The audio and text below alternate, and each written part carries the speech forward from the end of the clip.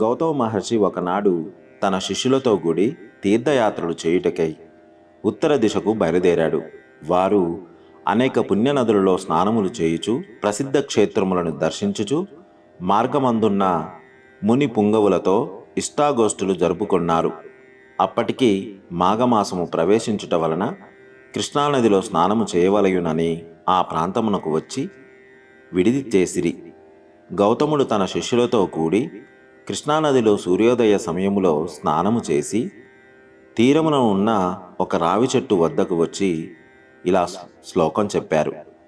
మూలతో బ్రహ్మ రూపాయ మధ్యతో విష్ణు రూపిణే అగ్రశివ రూపాయ వృక్షరాజయతే నమోన్నమః అని రావి చెట్టుకు నమస్కరించి ఆ చెట్టు మొదట ఆసీనుడై శ్రీహరిని విధియుక్తముగా పూజించెను.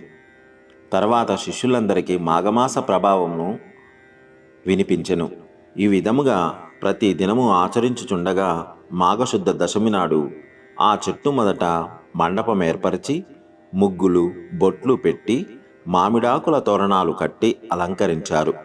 ఆ మండపము మధ్యలో శ్రీహరి చిత్రపటము ఉంచి పూజించినారు. ఆ విధముగా పూజించుచున్న సమయంలో ఒక ఆడకుక్క వచ్చి భగవంతునికి చేయుచున్న పూజా విధానమంతయు రెప్పవాల్చకుండా దీక్షతో చూచుచూ ఆ రావి చెట్టునకు ఎదురుగా కూర్చొని ఉండెను.